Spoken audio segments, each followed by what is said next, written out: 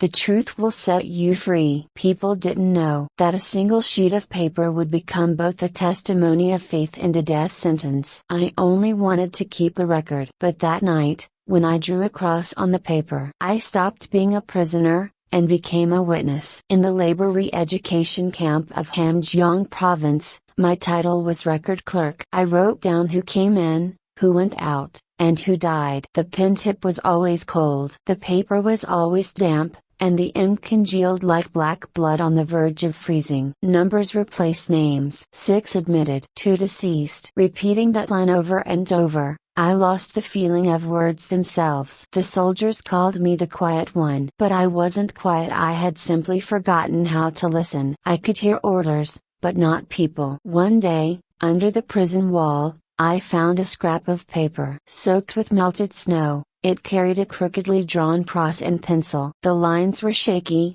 but unmistakable. I hid it without knowing why. I just couldn't throw it away. It felt like someone had called my name. That evening, the unit chief, Ryu, asked me, "I hear strange drawings are circulating among the prisoners. Seen anything?" I shook my head. "No, comrade." He smiled thinly. "Good. You're always exemplary." That smile suffocated me. I learned then that a man can kill with a look, without a word. At night I opened my notebook to write the names of the dead. But that night, my hand stopped. A drop of ink fell spread like a trace of someone's blood. And I thought of the cross. Then I shut the paper. Too dangerous. The next day, the air in the camp changed. Agents arrived with folders instead of rifles. "Even a doodle can shake the system," someone said. Rumor had it someone wrote his name on a piece of paper. My body stiffened. That paper was in my drawer. That night I couldn't sleep. I pulled the paper out. The cross was still wet,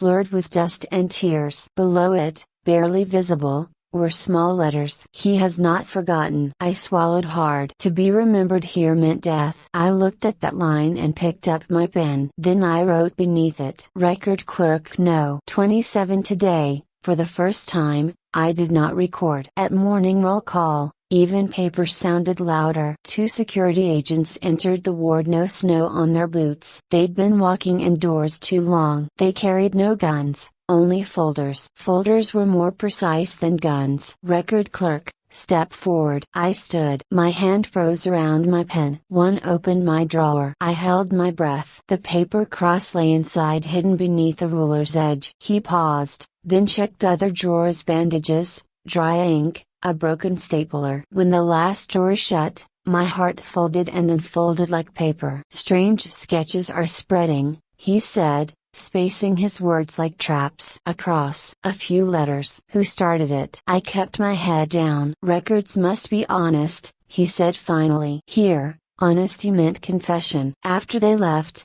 I opened the drawer again. The cross was still there, but the diary under it was damp snow melt or sweat. I couldn't tell. Wet paper grows heavy. Heavy paper doesn't travel far. So I decided to leave my message nearby. That afternoon, they carried in a boy 17, though his hands looked 40. A piece of metal jingled at his waist. Before I could speak, he whispered, "Comrade clerk, you're keeping the paper, aren't you?" I didn't answer. He smiled faintly. "Your hands told me." Then I understood. Hands that hold paper move differently. The rhythm of breath changes. "Who gave it to you?"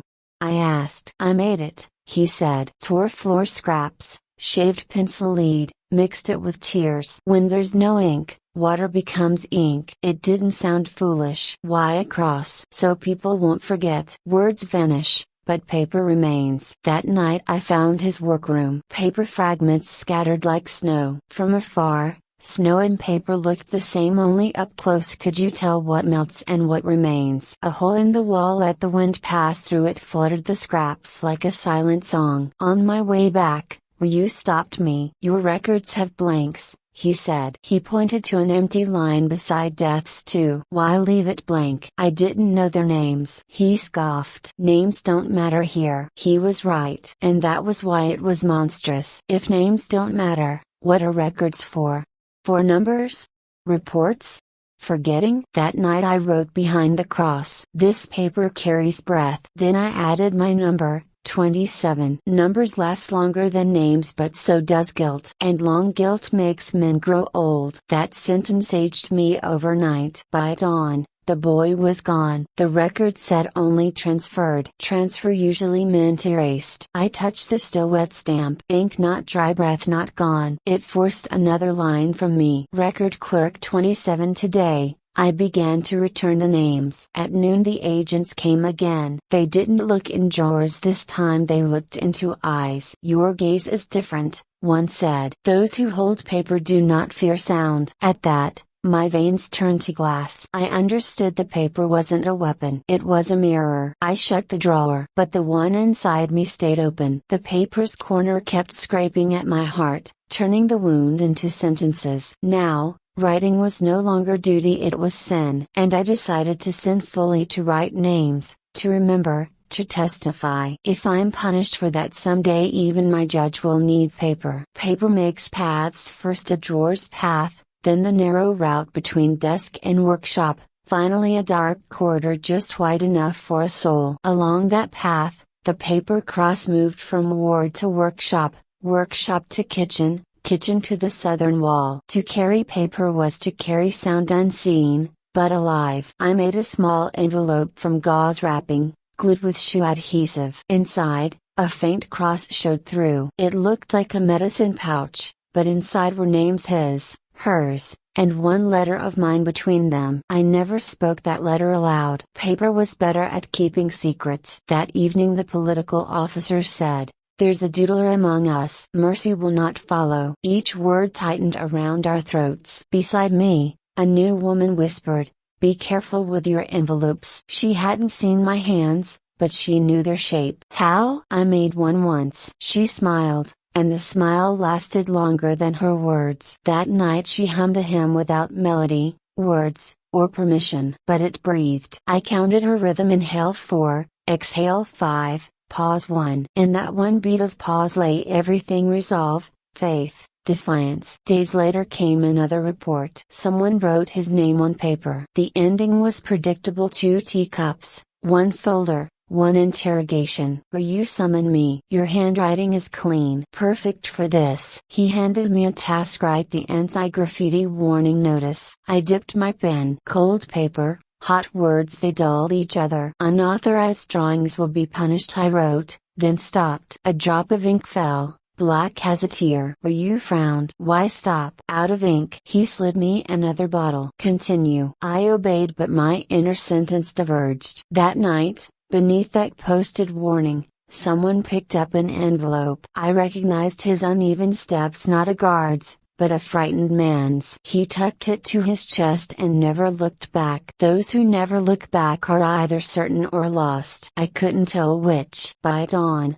they came again. Ryu, 2 agents, and a trembling soldier clutching yesterday's envelope. He whispered, "I found this." You turned to me. "This your writing?" The tiny letters on the front gave me away. I didn't lie, but I didn't speak either. Silence is confession in this place. The young soldier's earlobe had gone white. Fear or guilt, I couldn't tell. It reminded me of myself, before I began to see. The envelope shook in his hands. Paper is light, but what it carries is heavy: names, breaths, sins. Weight determines direction. The envelope wanted to fall. I didn't stop it. That night I emptied my drawers. I hid the paper cross inside my undershirt and sewed the diary into my coat lining. Emptying wasn't hiding, it was transferring. And as I moved them, I felt a path forming inside me, away towards someone. Paper travels faster than people. We follow its trail, and at the end of that trail waits interrogation. The basement corridor was uniform: same temperature, same light, same distance. The room held 1 table, 1 chair, many sheets. The more paper, the fewer words. The leather strap around my wrist smelled of old sweat. The air itself stank of confessions. The interrogator entered: black coat, thin lips, narrow fingers. He tapped a sheet 3 times. Tack, tack, tack. The signal to begin. Record clerk. "Did you make receive, or carry the paper. He gave me 3 choices but not the 4th. I read it. So I chose the one he hadn't given. I read it. What did you read? A name. Whose name? The one never forgotten. He smiled faintly between contempt and curiosity. We turn names into numbers here. That's why I began turning numbers back into names. He paused. The light flickered. Who ordered you? The paper. His mouth hardened. Paper couldn't be guilty unless they decided it could. That way, fewer people bled. He slid a blank page toward me. Write the source, route, and purpose. That last word, purpose, was always fatal. I held the pen steady. Unshaking hands tell either perfect truth or perfect lies. I chose neither. Today I saw paper save a man. Words were erased, but breath was carried on. What I write is not graffiti, it is evidence. He read it. His eyes wavered, then steadied. Paper saves?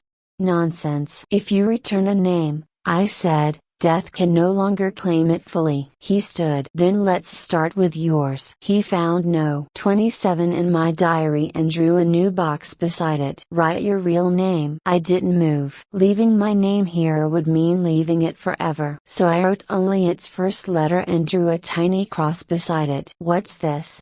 He asked. My signature. He sneered. Why must you believers always sign things?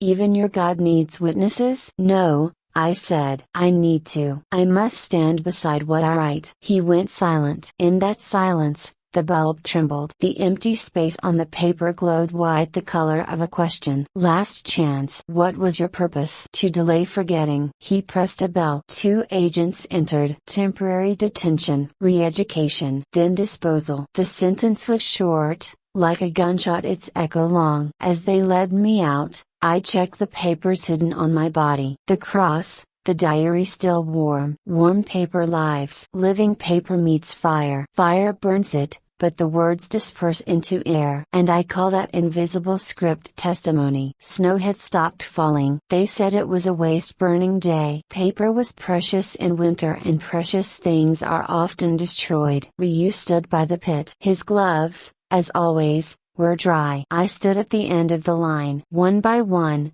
envelopes, reports, warnings went into the flames. The fire was low, the smoke high. Record clerk, Ryu called. 27. I stepped forward. He pulled my diary from my coat. Flipped open the first page. Breaths, fragments of names. This isn't an official record. No. Then it's unnecessary. He tossed it into the fire. The paper curled, blackened, turned white again. Ash looks like snow but smells like memory. Then my turn. I took out the cross from my undershirt. For a moment I froze. In that pause came the boy's calm eyes, the woman's quiet hymn, the soldier's trembling hands, all caught at the paper's edge. I didn't ask why. I just whispered, I have read. No one replied. I placed it on the fire. The flame inhaled once, exhaled long. The cross rose, then sank. The horizontal line vanished first, the vertical remained like a pillar. When it broke, something stood inside me. Ryu asked, satisfied now? I lifted my head. No. My voice was low,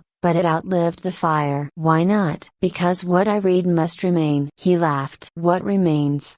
Ash? Ash rides the wind. The wind goes farther than men. He said nothing, just motioned the line to move. The burning went on. The smell deepened, the scent of memory. Memory leaves signatures the eye can't see. When all was over, people scattered. I stayed. At the edge of the ashes, a small scrap fluttered to my foot, red ink faintly smudged. No words, only space. But space still speaks. I covered it with my breath. When the breath cleared, a thin vertical trace appeared, the last stroke of a cross, fragile but unbroken. That night, in the dark ward, someone hummed again. No words, no tune, only rhythm. I rose and searched for paper. The drawers were empty. I peeled a piece of wallpaper, paper's old relative, scratched its surface with charcoal from the fire, drew a small cross, and beside it one letter. By morning, someone would find it, read it, erase it, burn it, or forget it. But beyond all those endings,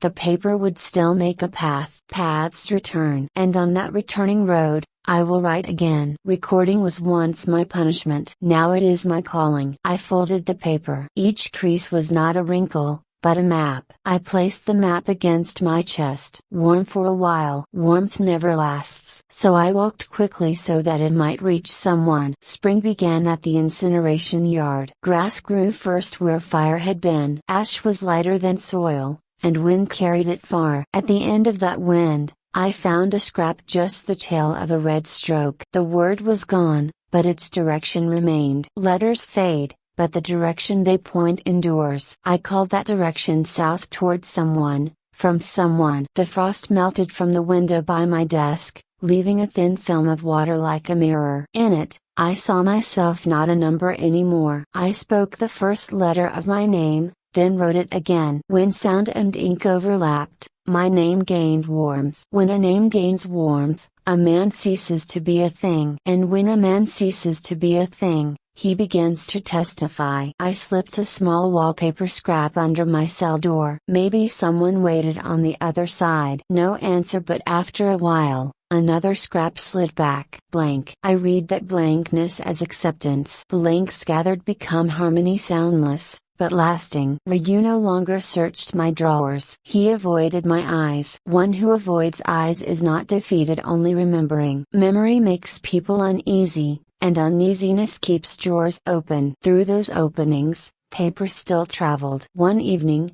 at the hour the horizon shows its true color, I wrote the boy's name in full for the first time. Didn't speak it, only wrote. Written names outlive sound. Beside it, I drew a small cross. Before it was a symbol of religion, it was my signature. I was here. As signatures multiplied, forgetting slowed. Delay isn't salvation, but it gives salvation time to arrive. I no longer hide paper in drawers. I hide it in people. When paper begins to resemble man, and man begins to resemble paper, records become testimony. Testimony does not burn. Fire consumes paper, but spreads words into air. Air belongs to no one. So I know someday someone will breathe that air, and my words will turn back into breath. At night I take the thinnest sheet and write one line. The truth can never be bound. I fold it before the ink dries, press the crease with my nail. A crease becomes a line becomes a map becomes a path. At the end of that path, someone I'll never know will pass me. Thank you for watching this story.